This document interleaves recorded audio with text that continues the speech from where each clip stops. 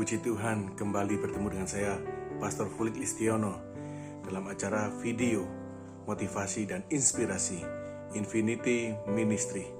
Pada kesempatan hari ini, saya akan membagikan firman Tuhan yang bertemakan mempersiapkan diri untuk kedatangannya. Firman Tuhan terambil dalam Maleakhi 3 ayat 2 sampai dengan yang ketiga. Firman Tuhan berkata, "Siapakah yang dapat bertahan akan hari kedatangannya?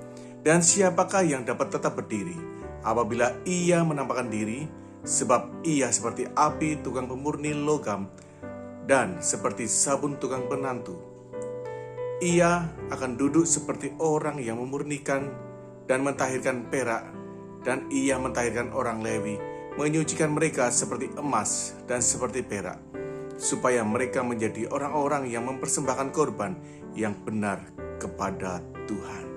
Di sini firman Tuhan menjelaskan bagaimana Tuhan memurnikan setiap kita, setiap umatnya. Kata murni ialah tidak bercampur dengan unsur-unsur lain atau tulen. Murni juga bisa dikatakan belum mendapat pengaruh dari luar, polos atau lugu, suci atau sejati atau tulus. Di sini menjelaskan kepada kita bagaimana kita mempersiapkan diri kita untuk kedatangannya. Yang pertama, kita harus hidup kudus.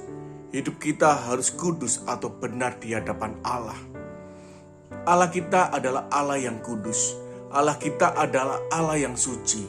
Seyogyanya, semestinya kita sebagai mempelainya, hidup kita harus suci, harus kudus. Bahkan hidup kita harus benar di hadapan Tuhan, supaya kehidupan kita sepadan dengan Kristus. Karena Kristus adalah kudus, Kristus adalah suci.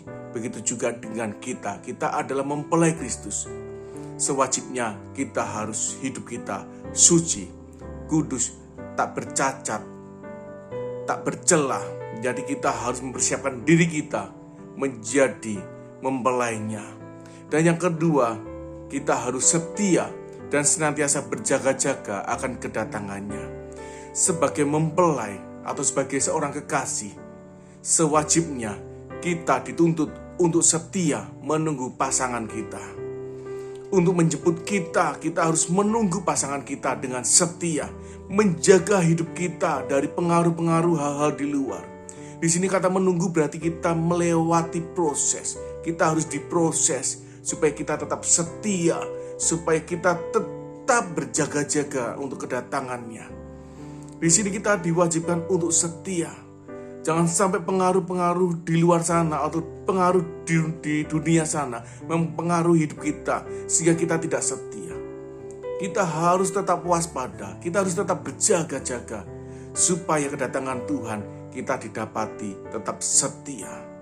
Jadi firman Tuhan pada hari ini, bagaimana caranya agar kita tetap melakukan yang terbaik untuk Tuhan.